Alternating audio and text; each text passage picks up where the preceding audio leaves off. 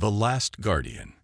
Commander Eliza Voss stood motionless on the bridge of the UES Phoenix, staring at the tactical display that painted a grim picture of humanity's fate.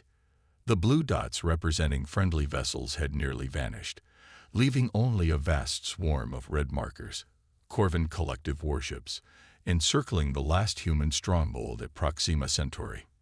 "Status report," she demanded, her voice steady despite knowing the answer. Lieutenant Commander Reeves looked up from his console, exhaustion etched across his face. "The orbital defenses have fallen, Commander. The colony's ground installations are reporting heavy bombardment. General Hayes's last transmission confirmed the evacuation vessels need at least 10 more hours before they can break atmosphere." "And Fleet Command?" Eliza asked, though she already suspected the truth. "Gone, Commander.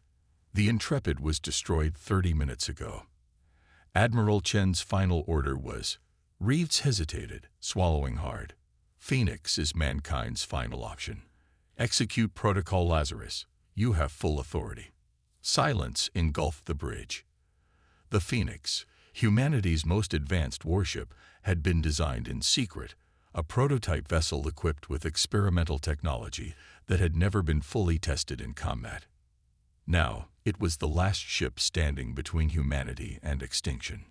Dr. Kira Jung, the ship's chief scientist, approached from her workstation.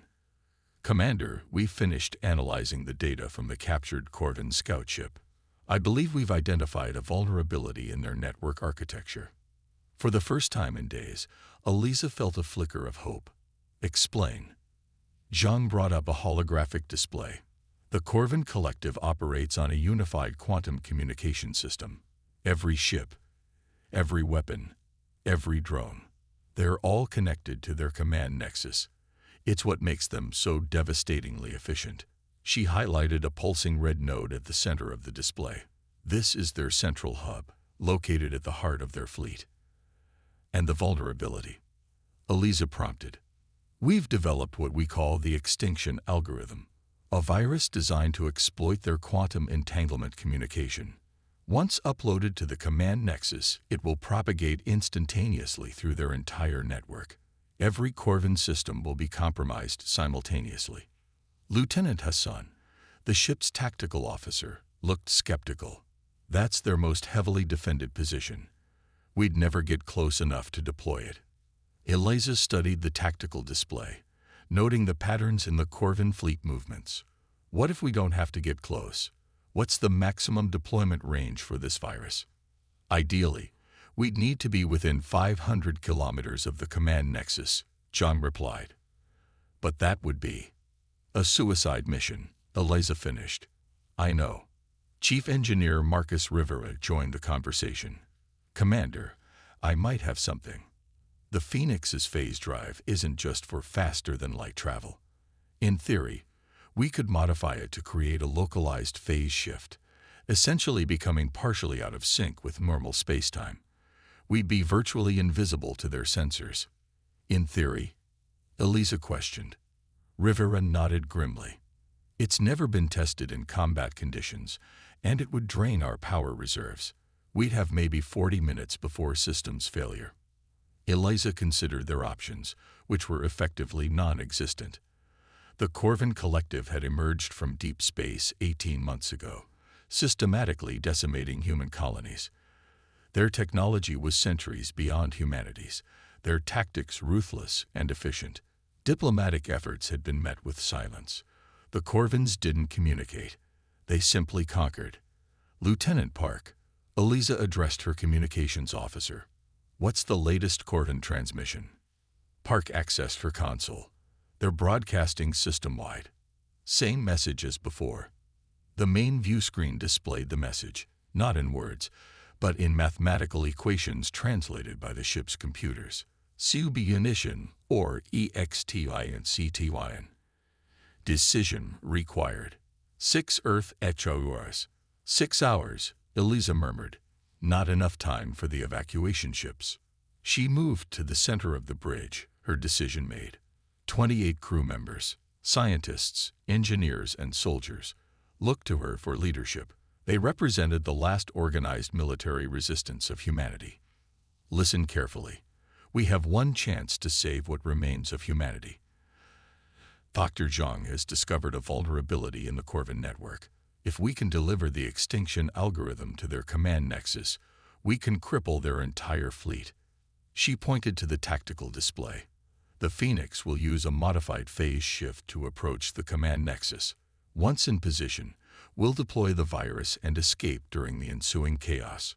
Chief Rivera, you have 2 hours to modify the phase drive. Dr. Zhang, finalize the virus. Lieutenant Hassan, plot a course through their defense grid that minimizes detection risk. Commander, Reeves interjected, the odds of success are irrelevant. Eliza cut him off. This isn't about odds.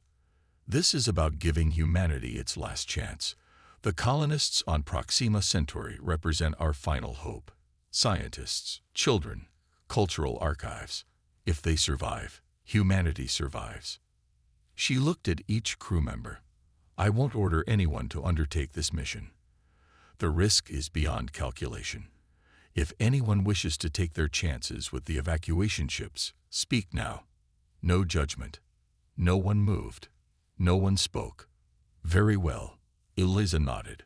Prepare for Operation Lazarus. We depart in 2 hours.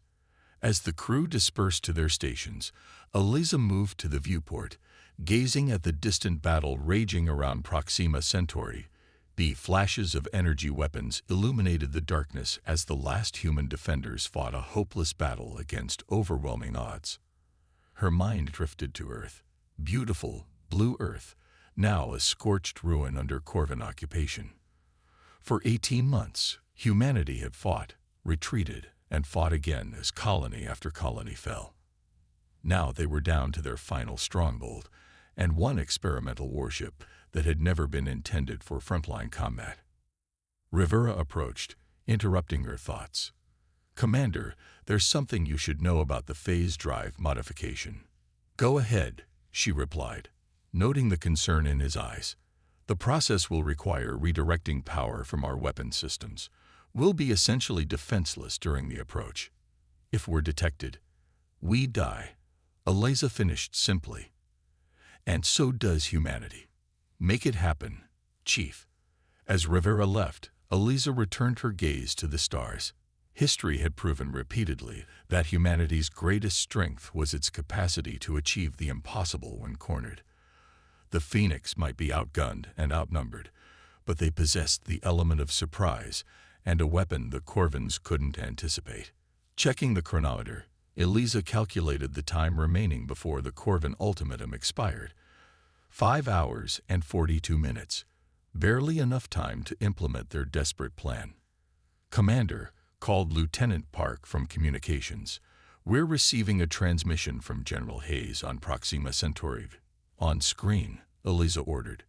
General Hayes appeared, his face streaked with blood and soot, explosions visible in the background. Phoenix, our ground defenses are failing. Evacuation is at 38%. We need more time. Understood, General. Phoenix is implementing Protocol Lazarus. Maintain evacuation operations. Hayes' expression shifted from desperation to grim understanding. So it's come to that. Good hunting, Commander. Earth may be lost, but humanity endures.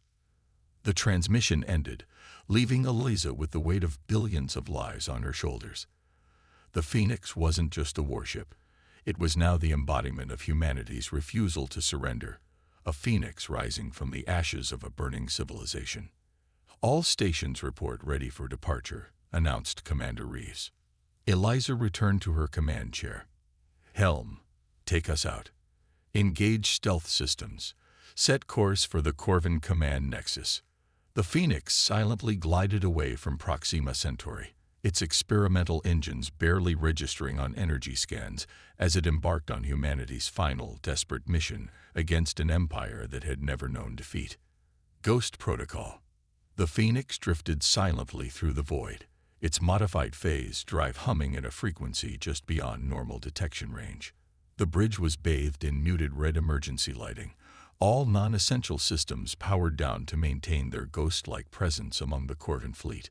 Phase shift at 87% efficiency, reported Rivera from engineering, his voice low despite the fact that no Corvin could possibly hear them. 32 minutes of operational time remaining. Commander Eliza Voss nodded, her eyes fixed on the tactical display. The vast Corvin armada surrounded them.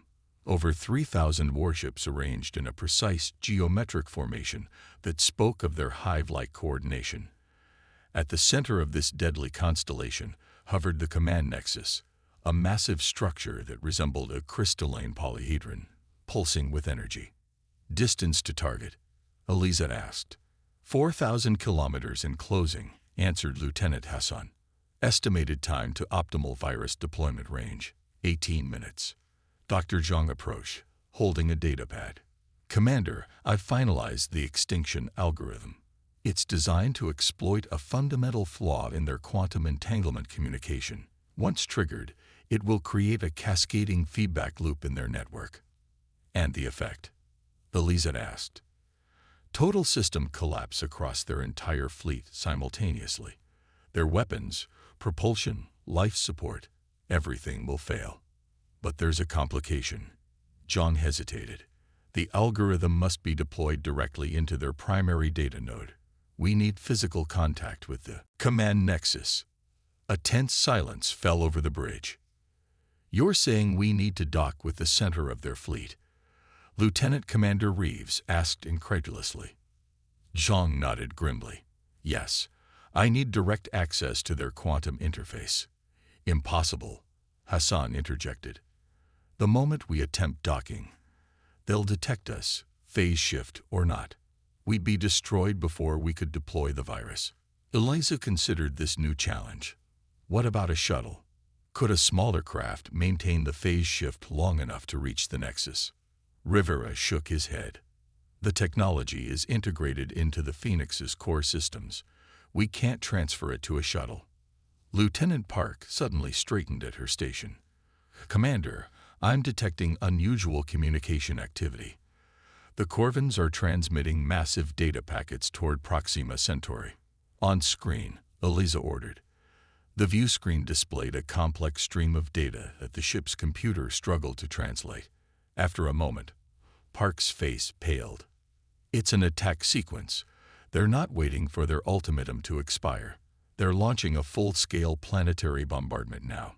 Eliza's hands tightened on the armrests of her command chair.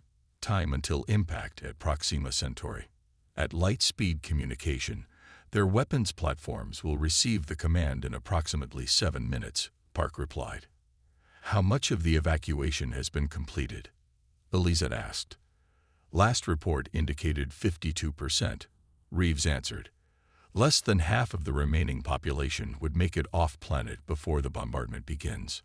Eliza stood, making a decision that went against every tactical protocol she'd ever learned. Lieutenant Hassan, calculate firing solutions for the 10 closest Corvin vessels. Chief Rivera, prepare to divert power from the phase drive to weapons. The bridge crew stared at her in shock. Commander, that would expose our position, Reeves cautioned. Precisely, Eliza replied. We're going to give the Corvins a more immediate threat to focus on, buying time for the evacuation. Lieutenant Park, prepare a broadcast on all frequencies. The Corvins may not communicate with words, but they understand mathematics well enough. As the crew scrambled to implement her orders, Eliza moved to the tactical station. When I give the word, fire everything we have at those ships, then immediately jump to this position. She indicated a point near the command nexus. The chaos should give us our opening. Commander, Rivera called from engineering. Dropping the phase shift to fire will leave us vulnerable. If we're destroyed, there won't be a second chance for humanity. Understood, Eliza acknowledged. But right now, we need to save those people on Proxima Centauri. They are humanity's future. The tactical display updated, showing firing solutions for 10 Corvin vessels. Ready, Commander, Hassan reported. Lieutenant Park, initiate broadcast, Eliza ordered. Park transmitted a simple mathematical equation. one that any advanced species would recognize as a challenge and a threat. Phase shift deactivating, Rivera announced. Weapons powering up. Fire, Eliza commanded. The Phoenix erupted from its phase cloak, energy weapons blazing across the void. The sudden appearance of a human warship in the heart of their formation caught the Corvins completely by surprise. 6 of their vessels were severely damaged before they could raise their defensive shields. "Jump now," Eliza ordered. The Phoenix's engines flared as it executed a dangerous near-light micro-jump, reappearing dangerously close to the command nexus. "Phase shift reactivating," Rivera called out, his voice strained. "But we've only got 17 minutes of power left." "Multiple Corvin vessels converging on our previous position," Hassan reported. "They're scanning for us, but the phase shift is holding for now." "Distance to command nexus?" Eliza asked. 800 meters, Commander. "But we have a problem. They've activated some kind of energy barrier around the structure." Eliza studied the readings. "Dr. Zhang, can your algorithm penetrate that barrier?" Zhang analyzed the data. "No, Commander. I need direct interface access." Eliza's mind raced through possibilities, each more desperate than the last. Then, an idea formed. Terrible in its implications, but possibly their only chance. "Chief Rivera, could we use the phase drive to partially shift through that barrier?" Rivera looked stunned. "Theoretically, yes, but it would require channeling all remaining power into the drive for a single controlled burst. We'd have no energy left for weapons, shields, or even life support. And there's another problem. We'd be partially phased into their structure. We couldn't disengage without catastrophic damage to both vessels." "A one-way trip," Eliza said quietly. The bridge fell silent as the implications became clear. Eliza looked around at her crew, the last defenders of humanity, knowing what she was asking of them.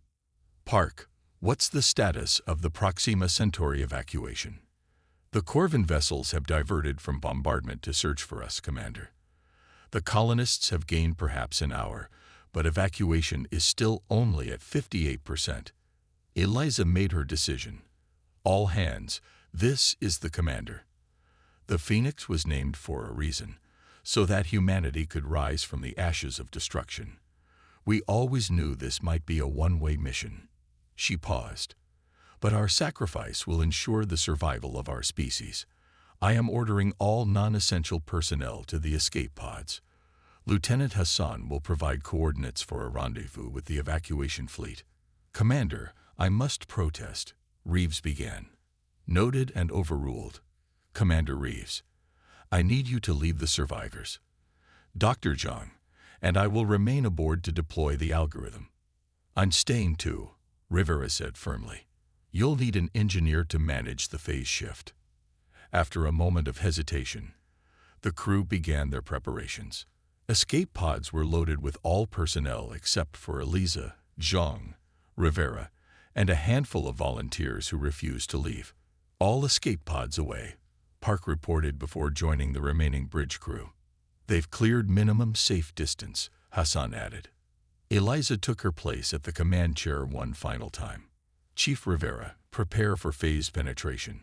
Dr. Zhang, stand by with the algorithm. Lieutenant Hassan, plot us a direct course to their primary data node." The Phoenix accelerated toward the command nexus, its engines straining as the phase drive reached critical levels.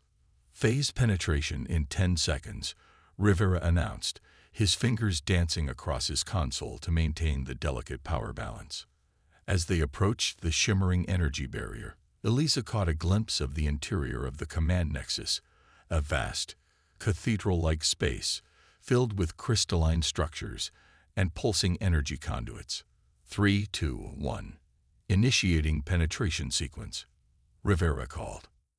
The Phoenix shuddered violently as it passed partially through the energy barrier, its hull simultaneously existing in 2 states of reality.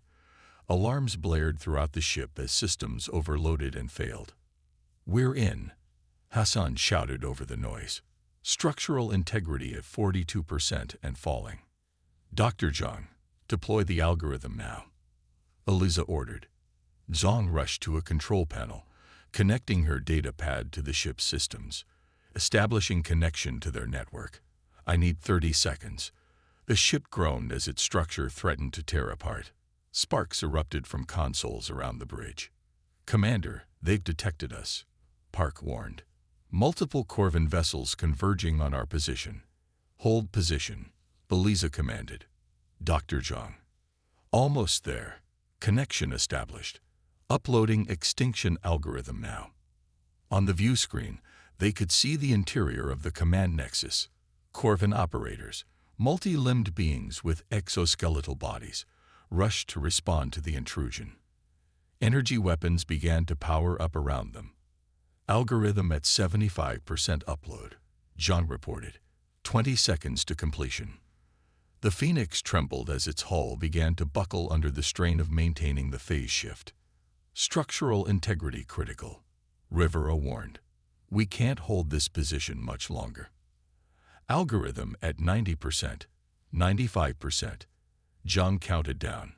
The first Corvin energy blast struck the portion of the Phoenix that remained outside the barrier, vaporizing a section of the hull. Upload complete, Zhang announced triumphantly. For a moment, nothing happened. Then, the crystalline structures within the command nexus began to pulse erratically. The light patterns changed, becoming chaotic and disjointed. It's working, Zhang whispered in awe. The algorithm is spreading through their network. On the tactical display, they watched as, one by one, the red dots representing Corvin vessels began to flicker and fade. The mighty armada that had brought humanity to the brink of extinction was going dark, their systems crashing simultaneously across thousands of ships. Commander, Park called out, her voice filled with both triumph and sorrow. The Corvin fleet is disabled. Proxima Centauri reports the bombardment has ceased. The evacuation is proceeding. Eliza allowed herself a small smile as the bridge continued to collapse around them. Chief Rivera, how long until catastrophic failure? Minutes, maybe less, he replied, fighting to keep his station operational. Eliza nodded, accepting their fate. Lieutenant Park broadcast to all human frequencies. Tell them the Phoenix sends her regards, and that humanity is free to rise again. As Park sent the final message, Eliza watched the view screen where the Corvin command nexus was experiencing the same system failures as their fleet. The cost had been high. Earth destroyed, billions lost, and now the Phoenix and her brave crew. But humanity would survive. It's been an honor serving with you all, Eliza said quietly as the lights flickered around them. The Phoenix, embedded in the heart of the enemy, had achieved the impossible. One lone warship had taken on an empire and destroyed it. Extinction algorithm. The Phoenix's hull screamed in protest as it existed in two states simultaneously, half phased into the Corvin command nexus and half exposed to the vacuum of space. Emergency bulkheads slammed shut across the vessel as compartments decompressed. On the bridge, the remaining crew fought to maintain their positions as the deck tilted beneath them. Structural integrity at 27% and falling, Chief Rivera reported, blood trickling from a cut on his forehead. We've got maybe 10 minutes before catastrophic failure. Commander Eliza Voss gripped her command chair, surveying the damage reports flooding her console. Status of the algorithm. Dr. Zhang worked frantically at her station, monitoring the virus as it spread through the Corvin network. Propagation at 68% and accelerating. It's working better than I anticipated. Their entire command structure is collapsing. On the tactical display, they watched as thousands of Corvin vessels drifted powerless across the void. The mighty armada that had systematically dismantled humanity's defenses was now helpless, their coordinated hive mind shattered by the extinction algorithm. Lieutenant Park, any response to our broadcast? Eliza asked. Park adjusted her headset, wincing as another explosion rocked the ship. Yes, Commander. We're receiving transmissions from Proxima Centauri. Evacuation is at 84% and accelerating. They estimate full evacuation in 30 minutes. And the Corvin bombardment ceased entirely. Their weapons platforms are offline. A moment of satisfaction passed through Eliza, but it was quickly tempered by their dire situation. The Phoenix was fatally wounded, trapped within the very heart of the enemy command center. There would be no miraculous escape, no last-minute reprieve. "Commander," Hassan called from tactical, "I'm detecting unusual energy readings throughout the Nexus. It appears the algorithm is triggering some kind of chain reaction in their power systems." Zhang rushed to his station, examining the readings. Her expression shifted from triumph to concern. "This wasn't part of my calculations. The algorithm is interfacing with their quantum power cores in an unexpected way." "Explain," Eliza demanded. "The Corvins use artificial quantum singularities to power their fleet, miniature black holes contained within specialized field generators. My algorithm has compromised the containment protocols." Zhang looked up, her face pale. "Commander, if those containment fields fail completely, we're looking at a cascade of microsingularity explosions across their entire fleet," Rivera finished. "The destructive potential would be apocalyptic," Eliza whispered. The bridge fell silent as they confronted this new reality. What had begun as a desperate mission to save humanity now threatened to unleash destruction on an unimaginable scale, potentially endangering the very people they sought to protect. "Can we modify the algorithm?" Eliza asked. "Prevent the containment failures." Zhang shook her head. "It's too late. The propagation is self-sustaining now. We can't stop it." "Options," Eliza demanded, looking around at her remaining officers. Lieutenant Hassan spoke up first. "The Corvin fleet is distributed across several light minutes of space. If we can destroy the command nexus before the containment failures spread, we might be able to interrupt the network connection and isolate the singularity breaches. Destroying the nexus would require more firepower than we have left," Rivera pointed out. "Not necessarily," Zhang interjected, an idea forming. "The Phoenix's reactor core is still intact. If we overload it while we're phased into the nexus structure, we could detonate both ships simultaneously." Eliza finished, understanding the implication. Rivera nodded grimly. "It would create a massive explosion, potentially enough to sever the quantum entanglement links before the containment failure commands can propagate to the outlying fleet elements." "How long to set up the reactor overload?" Eliza asked. 7 minutes, Rivera replied. "But there's a complication.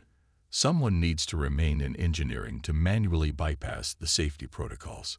The automation systems are too damaged to handle it remotely." Eliza nodded, the weight of command heavy on her shoulders. "I'll do it." "Commander, no," Reeves protested. "I should." "That's an order, Commander Reeves," Eliza cut him off.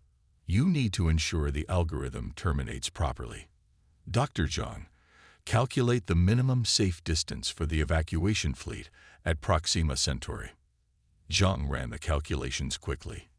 "If we destroy the nexus before full propagation, the evac fleet should be safe as long as there are at least one astronomical unit from the nearest Corvin vessel. Lieutenant Park, transmit those safety parameters to the evacuation fleet immediately. Tell them to clear that minimum distance at all costs." As Park relayed the message, Eliza stood from her command chair. "The rest of you, get to the remaining escape pod. You have 5 minutes to clear minimum safe distance." "Commander," Reeves began to protest again. "Marcus," Eliza said, using his first name for the first time, "humanity will need leaders to rebuild. That's you, not me. I'm a wartime commander. You're a builder. Take Dr. Zhang's research. Make sure this never happens again." After a moment of tense silence, Reeves nodded reluctantly. "Understood, Commander." Eliza looked around the bridge one last time, memorizing the faces of her crew. "It has been the greatest honor of my life to serve with you. Now go, ensure that our sacrifice means something." As the bridge crew reluctantly departed for the escape pod, Eliza made her way through the failing ship toward engineering. Emergency lighting flickered, and the deck plates groaned beneath her feet. Exposed power conduits sparked dangerously from the ceiling. The Phoenix was dying, but it would have one final act of defiance. In engineering, Eliza found the reactor control station relatively intact. She began the complex process of overriding the safety protocols, her training guiding her hands even as her mind grappled with the finality of her actions. "Commander," Rivera's voice came through her comm unit.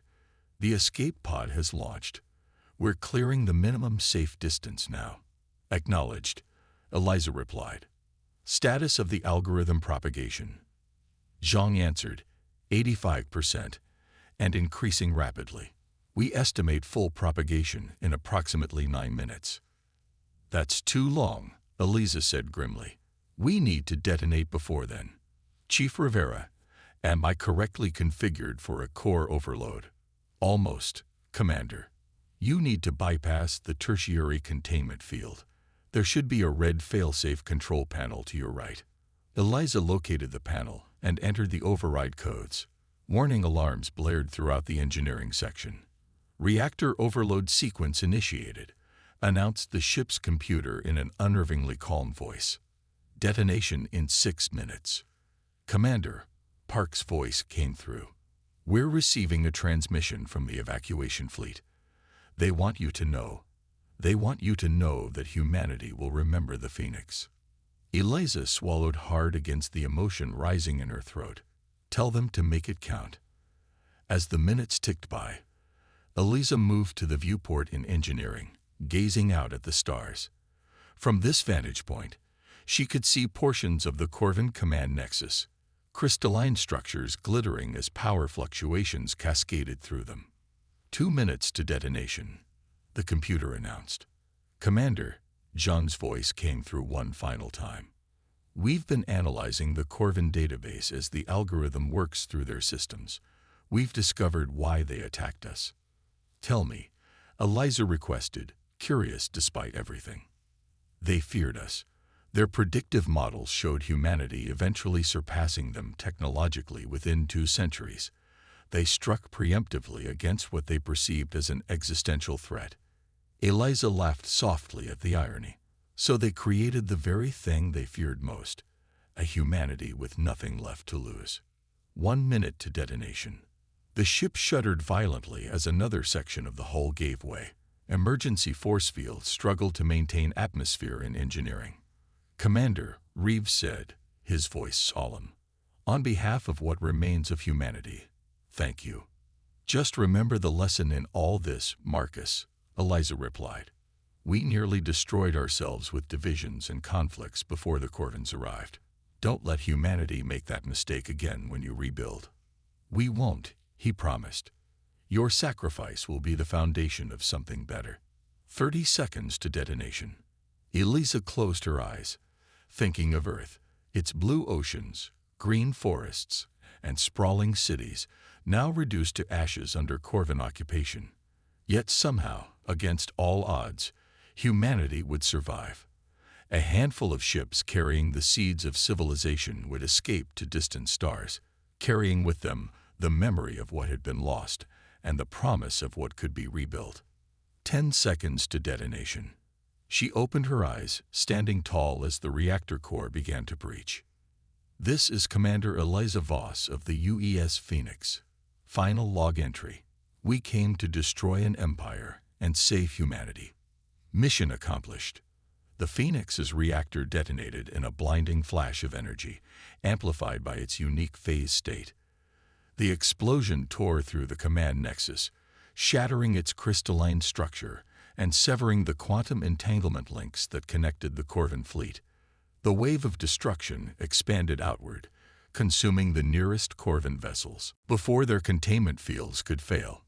From the safety of their escape pod, the surviving crew of the Phoenix watched in awe as the center of the Corvin armada vanished in a sphere of pure energy. The shockwave dissipated before reaching their position, leaving behind an expanding cloud of debris where the mighty command nexus had once stood. Algorithm propagation interrupted at 92%. John reported, her voice barely above a whisper. "The quantum network is severed.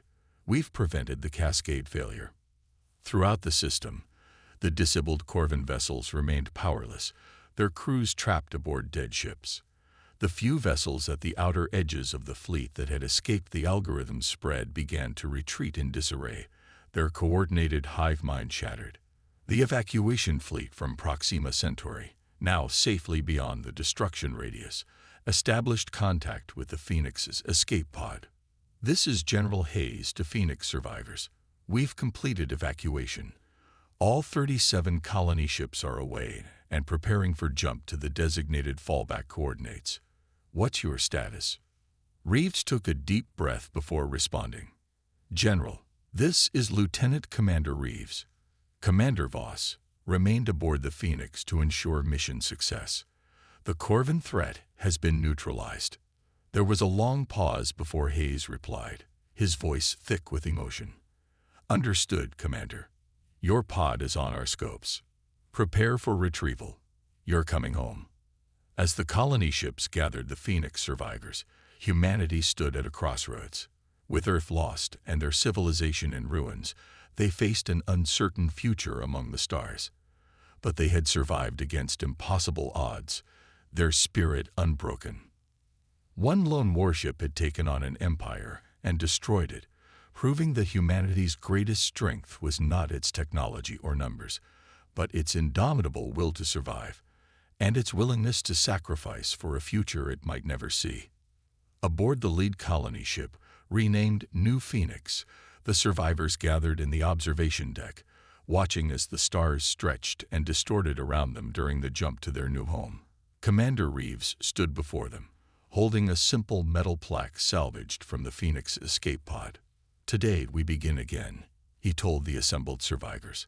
We carry with us not just the legacy of Earth, but the lesson of the Phoenix. No empire, no matter how vast, is invincible against the human spirit.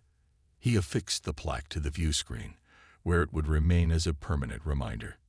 It read simply, HFY Phoenix. One ship, one chance, one victory. For Earth, for humanity, forever. In the vast darkness of space, the legacy of Commander Eliza Voss and the Phoenix lived on, a beacon of hope and a warning to any who would threaten humanity's future. They had proven that even in the darkest hour, when faced with extinction, a single act of courage could change the course of history. One lone warship had defied an empire and obliterated it. Humanity would rise again. The end.